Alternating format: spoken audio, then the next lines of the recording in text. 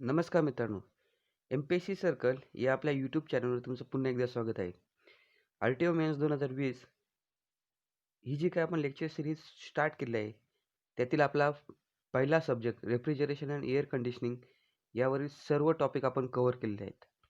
आणि आज आपण रेफ्रिजरेशन आणि एअर कंडिशनिंग या टॉपिकवरचे काही इम्पॉर्टंट 25 असे क्वेश्चन पाहणार आहोत. पहिला पार्ट असणार आहे क्वेश्चनिंगचा, ज्यामध्ये आपण फक्त रेफ्रिजरेशनचे क्वेश्चन कव्हर केलेले आहेत.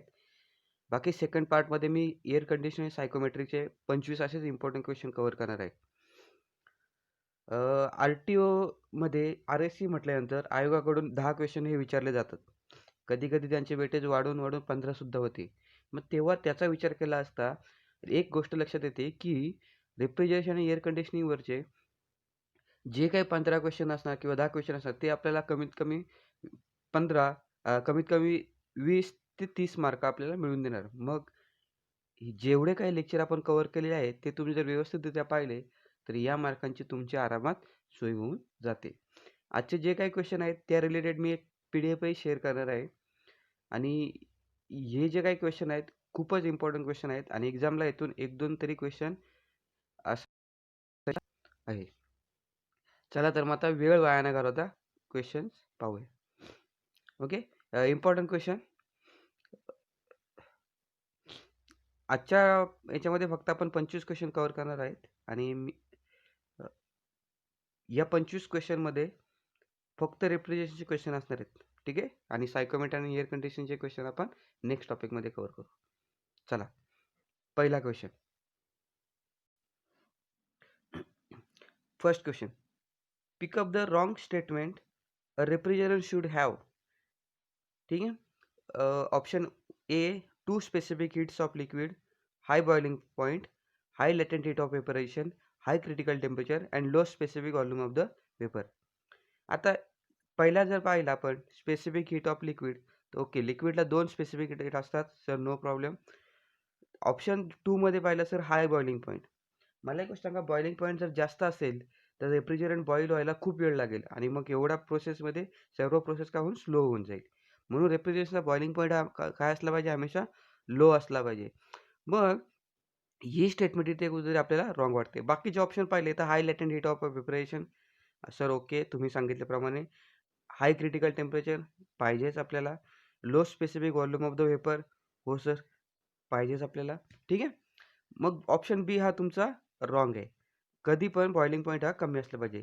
जर आपण थर्ड चॅप्टर पाहिला, आपण यूट्यूबवर कव्हर केला आहे, त्याच्यामध्ये मी या सर्व प्रॉपर्टीज तुम्हाला एक्सप्लेन व्यवस्थितरित्या कव्हर केलेल्या आहेत. बघा एकदा पुन्हा, vapour compression refrigeration is somewhat like Carnot cycle, Rankine cycle, reverse Carnot cycle, reverse Rankine cycle, none of this. तर ऑप्शन काय येईल आपला, नन ऑफ दिस. ठीक आहे, वेपर कंप्रेशन कार्नोट सायकलचा वेपर कंप्रेशनशी काही संबंध नाही आहे. रँकाइन सायकल ती पॉवर प्लांटमध्ये यूज करतो. रिव्हर्स कार्नोट सायकल जी आपण रेफ्रिजरेशनची स्टँडर्ड म्हणून एक यूज करतो. ठीक आहे, आणि रिव्हर्स रँकाइन सायकल, ठीक आहे, हिचा इथे काही संबंध नाही. कारण तुम्ही जर एक गोष्ट पाहिली तर वेपर कंप्रेशन सायकल आहे ती कशी असणार आहे, आपण अशी ड्रॉ करतो. ठीक आहे, म्हणजे हिचा एक स्वतःचा एक स्टँडर्ड आहे, ती काही यांना कोणाला फॉलो करत नाही. Ammonia absorption refrigeration cycle requires, जी काय अमोनिया ॲब्सॉर्प्शन रेफ्रिजरेशन सायकल आहे तिला काय महत्त्वाचं असतं बघा, very little work input, maximum work input, nearly same work input as for the vapour compression cycle और 0 वर्क इनपुट. आता अमोनिया ॲब्सॉर्ब सायकल जर पाहिली तर सर तिच्यामध्ये काय, कंप्रेसर नसतो. मग कंप्रेसरला रिप्लेस काय करतो, पंप करतो, ॲब्सॉर्बर करतो, रेक्टिफायर करतो, जनरेटर करतो. ठीक आहे, आणि एक प्रेशर रिटर्न वॉल करतो. ठीक आहे, मग याच्यामध्ये ॲब्सॉर्बर जनरेटरमध्ये वर्कचा काही संबंध नाही. वॉलमध्ये काय, फक्त पंप हा एक प्रकार आहे, आपला थोडासा वर्क त्याला इनपुट द्यावा लागतो. मग व्हेरी लिटल वर्क इनपुट हा आपल्याला अमोनिया ॲब्सॉर्प्शन रेफ्रिजरेशन सिस्टममध्ये द्यावा लागतो. बघा, question number 4, an important characteristics of absorption refrigeration system, noisy operation, quiet operation, cooling below 0 degree, very little power consumption, its input only in the form of heating. And important characteristics of the absorption system refrigeration is.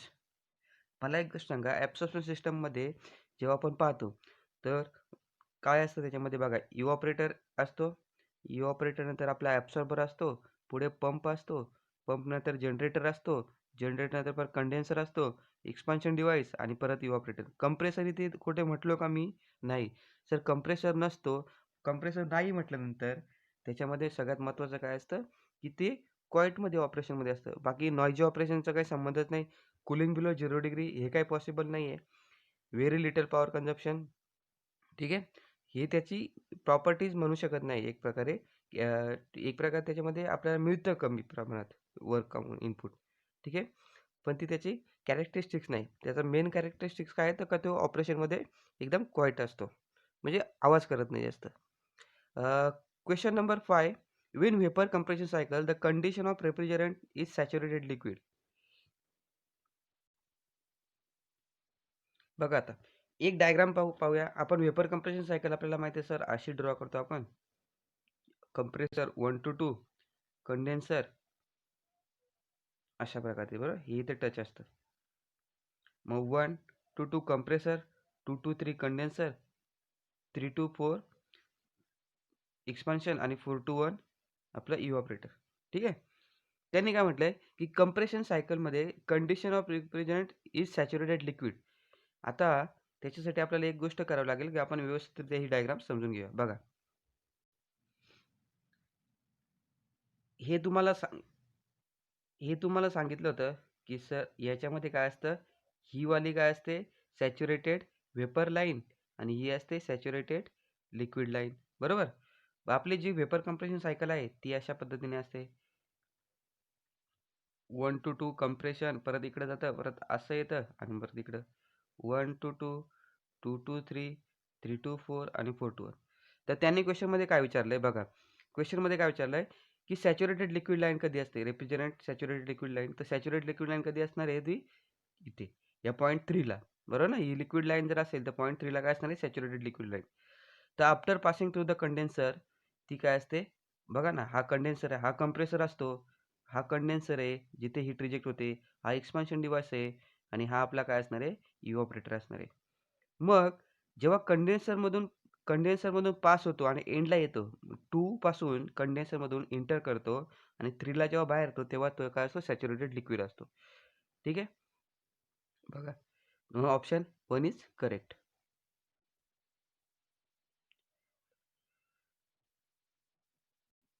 Next question. 1 ton refrigeration correspond to 50 kilo calorie minute, 50 kilo calorie per KR, 80 kilo calorie per minute आणि 80 kilo calorie per hour, ठीक आहे. इथे पण आवर असेल second ऑप्शनमध्ये आणि 100. मला एक गोष्ट सांगा, जेव्हा 1 टनची मी व्हॅल्यू सांगितली होती, 1 टन इज इक्वल टू मी किती सांगितलं 210 किलो जूल पर मिनिट. आणि त्याला जर आपण हे केलं कॅलरी याच्यामध्ये वॅटमध्ये कन्वर्ट केलं तर 3.5 वॅट किलो वॅटमध्ये असतं ते. किलो वॅट म्हणजेच काय किलो जूल पर सेकंड. पण ऑप्शनमध्ये असं काहीच नाही दिलं सर. पण सर ऑप्शनमध्ये किलो कॅलरी म्हटलंय. मग किलो कॅलरीमध्ये म्हणजेच काय, जेव्हा किलो जूल पर मिनिटला मी 4.2 ने डिवाइड करतो, याला जेव्हा मी ह्या ज्या किलो जूल पर मिनिटला 4.2 ने डिवाइड करतो तेव्हा माझं ऑप्शन येतं 50च्या आसपास. आणि ती जी व्हॅल्यू मला मिळते ती काय असते माझी किलो कॅलरी पर मिनिट. मग ऑप्शन काय येईल आपला पहिला 50 किलो कॅलरी पर मिनिट, ठीक आहे. Question number 8. In SI unit 1 ton of refrigeration is equal to the. बघा आता मिळालं तुम्हाला 210 किलो जूल पर मिनिट जे आपण इथे पहिले एक्सप्लेन केलं ते, ठीक आहे. या व्हॅल्यू पाठच ठेवा. 50 kilo calorie, 210 kilo joule per minute आणि 3.5 kilo watt per second. 1 ton of refrigeration is equal to the refrigeration effect corresponding to the melting of 1000 kg of ice in 1 hour. तर आपण जेव्हा पहिला लेक्चर पाहिला त्याच्यामध्ये पाहिलं होतं की ते 24 तासासाठी असतं, ठीक आहे. Okay. The moisture in a refrigerant is remove by evaporator, safety valve relief, dehumidifier, dryer और एक्सपान्शन वॉल. तो मॉइश्चर कधी आपला रिमूव्ह होतो? एक्सपान्शन वॉलमध्ये. ठीक आहे.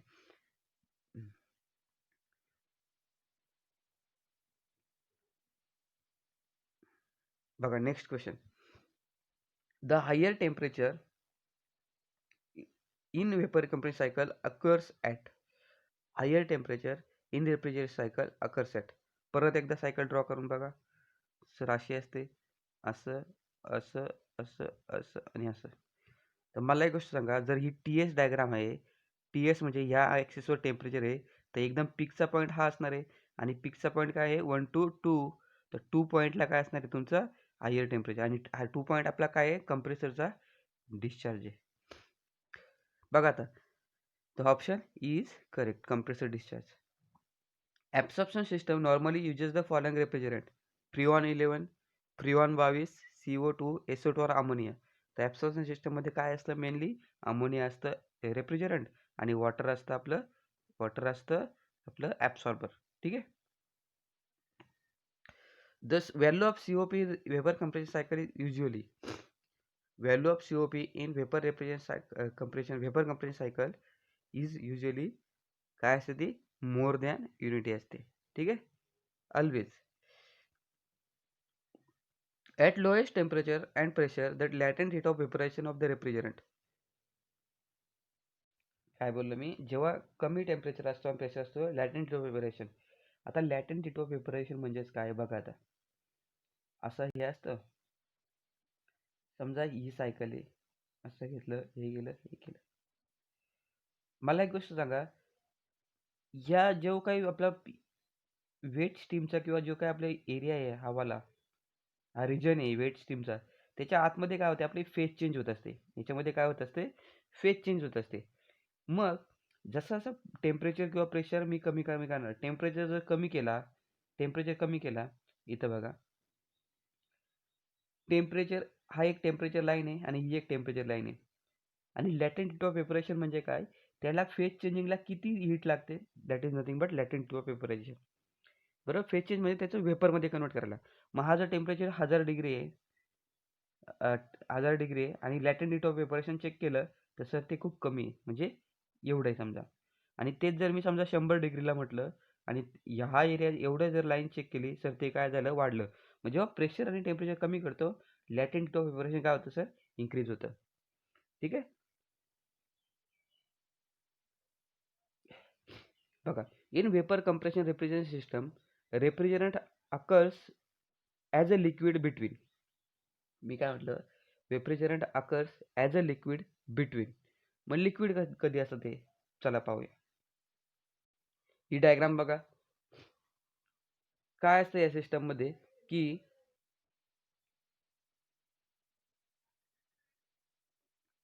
1 to 2 मध्ये तुमचं काय असतं? रेफ्रिजरंट वेपर फॉर्ममध्ये असतो ज्याचं कंप्रेशन होतं.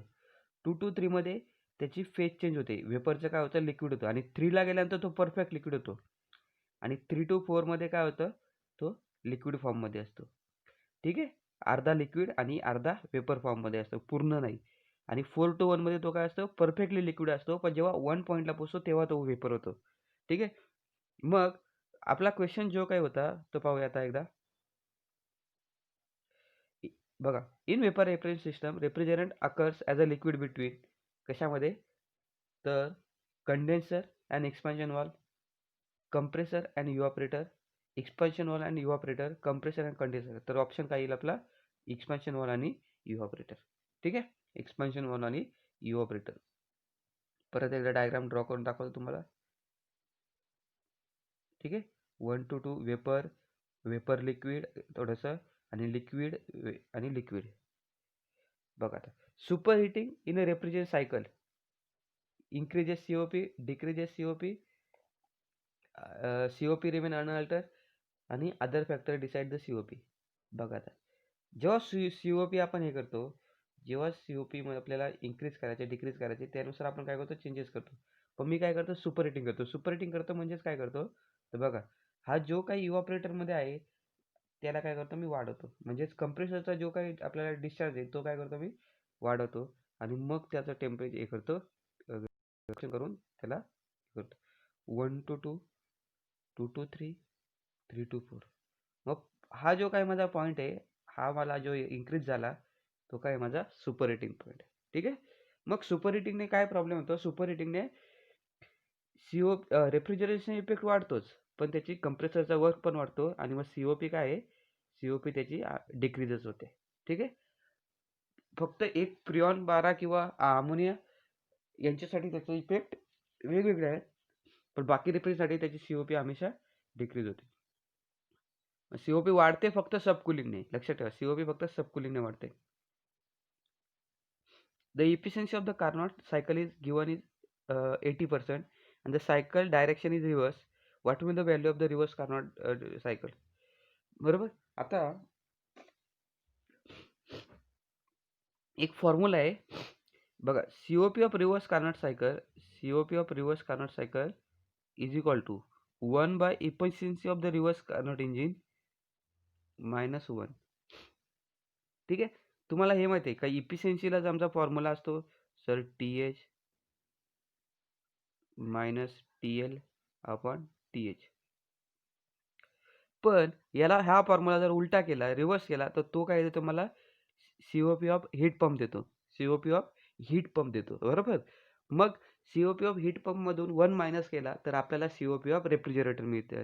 मग आपल्याला सांगितलं COP of Carnot, reverse Carnot cycle ही हमेशा आपल्याला रेफ्रिजरेशनचा जो काही सीओपी तो फाइंड करायला सांगते.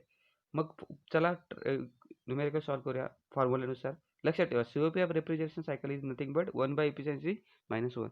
मग 1 बाय इफिशियन्सीला पॉईंटमध्ये हे केलं 8 मायनस 1 इज इक्वल टू, तर 1 बाय 0.8 ची व्हॅल्यू किती येते, 1.25. ठीक आहे. मायनस 1 केला तर ऑप्शन येतं 0.25. आता क्वेश्चन नंबर 17 बघा. क्वेश्चन नंबर 17 मध्ये आपल्याला विचारलं, the heat pump cycle operate between a condenser temperature 27 degrees Celsius and the evaporator temperature of 23 degrees Celsius, then Carnot COP will be. मी काय म्हणतोय, त्यांनी सगळ्यात महत्त्वाची गोष्ट म्हणजे आधी काय पाहिलं आपण की सर ती हीट पंप सायकल आहे. त्यांनी कंडेन्सर टेम्परेचर दिला आहे, म्हणजे जो हायर टेम्परेचर असतो तो दिला आहे 27 डिग्री. ठीक आहे. जर त्याला केल्विनमध्ये कन्वर्ट केलं तर ते आपल्याला किती होतं, 273 त्याच्यात ॲड केले सर ते होतं 300 केल्विन. सर लोअर टेम्परेचर ज्याला आपण इव्हॅपोरेटर टेम्परेचरही म्हणतो तो -23 दिला आहे. जर त्याच्यामध्ये 273 ॲड केले तर त्याची व्हॅल्यू होती 250. बरोबर. मग मला सांगा COP काय असते हीट पंप सायकलची, sir TH upon TH minus TL. बघा, हीट पंप हा आपल्या हिटिंगसाठी असतो म्हणून मी वर TH लिहिला. जर तो रेफ्रिजरेटर असता तर इथे THच्या जागी काय आला असता, TL आला असता. ओके. मग THची व्हॅल्यू 300 टाकली, बाकी कॅल्क्युलेशन केलं ह्या याच्यामध्ये तर आपल्याला आन्सर काय भेटतं, 300/50. सो 300/50 तर आन्सर येईल 6. ठीक आहे. कॅल्क्युलेशन करून बघा फॉर्ममध्ये व्हॅल्यू टाकून. This coefficient of performance is the ratio of refrigerant effect to the heat of compression, work done by the compression, enthalpy increase in the compressor, all of the above. तर काय भेटेल बघा, refrigeration effect upon compressor work म्हणतो आपण ना, work of compressor आपला COPचा formula आहे. पण वर्क ऑफ कंप्रेशन म्हणजे काय, PH जर सायकल चेक केली तर आपण काय म्हणतो त्याला, एन्थाल्पी इन्क्रीज पण म्हणतो, हीट ऑफ कंप्रेशन म्हणतो, ते पण बरोबर आहे. म्हणजे हे चारही जे तिन्ही ऑप्शन दिलेत ते काय बरोबर, म्हणजे ऑप्शन नंबर 4 आपला काय असणार आहे, आन्सर असणार आहे. Which of the following refrigerant has the lowest freezing point. काय म्हटलं त्याने, which of the following refrigerant has the lowest freezing point, तर काय असणार तो फ्रिऑन 12. ठीक आहे. 1 टन ऑफ रेफ्रिजरेशन इज, आता त्याने डायरेक्ट डेफिनेशन विचारलेली आहे की 1 टन ऑफ रेफ्रिजरेशन काय असणार आहे, the refrigeration effect to the freeze 1 ton of water at 0 degree into ice at 0 degree 20. आपण पहिल्या लेक्चरमध्ये पाहिलं होतं, ही काय आपली असणार आहे, डेफिनेशन असणार आहे. ठीक आहे. हा तुमचा आन्सर असणार आहे. Option number C is your answer. बघा, question number 21, where does the lowest temperature occur in the vapour compression cycle. Vapour कंप्रेशनमध्ये लोएस्ट टेम्परेचर कुठे आढळतो, सगळ्यात कमी टेम्परेचर. तुम्हाला माहिती आहे ही अशी सायकल असणार आहे मी मगाशी पण म्हटलं मागच्या क्वेश्चनमध्ये का हा तुमचा हायेस्ट टेम्परेचर असतो आणि हा असतो इव्हॅपोरेटर तुमचा लोएस्ट टेम्परेचर. बरोबर? मग काय असणार evaporator. In refrigeration cycle the flow of refrigerator is control by. Flow कोण कंट्रोल करतो? तर फ्लो हमेशा कंट्रोल केला जातो आपल्या एक्सपान्शन वॉलने. ठीक आहे. Question number 23. Which of the following is not a desirable property of the refrigerate. Refrigerant desirable property काय असणार? बघा, हाय इथे जरा मिक्सिबिलिटी असते. मिक्सिबिलिटी म्हणजे त्याच्यामध्ये मिक्स होणं. इथे ट्रायसिबिलिटी किंवा मिक्सिबिलिटी त्यांनी म्हटलंय. ऑइल बरोबर मिक्स होण्याची प्रॉपर्टी हो असलीच पाहिजे. Low boiling point sir good. Good electrical conductor हे जरा मला डाऊटफुल वाटतंय. आणि large latent heat okay. Non inflammable बरोबर पाहिजेच. मग गुड इलेक्ट्रिकल कंडक्टरचं काही ते घेणं देणं नाही आहे. ठीक आहे. लाईटशी आपला काही संबंध आहे म्हणून option number C is right. Air refrigeration operate on. Air refrigeration operate on. तर एअर रेफ्रिजरेशन कशा ऑपरेट करते? ठीक आहे. Carnot cycle, reverse Carnot cycle, Rankine cycle, Ericsson cycle आणि ब्रिटन सायकल. ती कशावर ऑपरेट करते? ब्रिटन सायकलवर. ठीक आहे.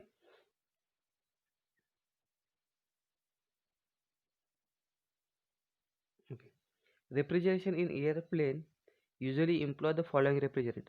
जे काय आपल्या विमानामध्ये जे असतं ना, विमानामध्ये ए सी जे असतात, म्हणजे आता एवढं थंड होतं तिथे आपले नॉर्मल ए सी नसतात, कारण तिथे वेट वगैरे जास्त असतं. तिथे आपले एअर रेफ्रिजरेशन सायकल वापरतात. एअर रेफ्रिजरेशन सायकल म्हणजेच काय, किंवा एरोप्लेनमध्ये जी रेफ्रिजरेशन सायकल वापरतात त्याच्यामध्ये रेफ्रिजरंट हा एअरच असतो.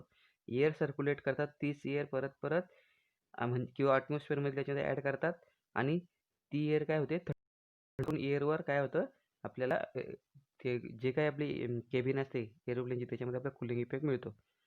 तो जरा वेगळा त्याचं हे असणार आहे. जे काही त्याचं मेकॅनिझम त्याची डायग्राम वगैरे वेगळ्या पद्धतीने असते आणि ते ब्रिटन सायकलवर वर्क करतं, रिव्हर्स ब्रिटनवर. ठीक आहे. ओके. थँक्यू. नक्कीच हे क्वेश्चन तुम्हाला समजलेच असतील आणि हेल्पफुल होतील तुमच्यासाठी. पार्ट 2 मध्ये याच्या आपण सायकोमेट्री आणि रेफ्रिजरेशन एअर कंडिशनिंगवरचे क्वेश्चन्स कव्हर करूया. ओके. थँक्यू. व्हिडिओ आवडल्यास नक्की लाईक करा, कमेंट करा आणि चॅनलला सबस्क्राईब करा.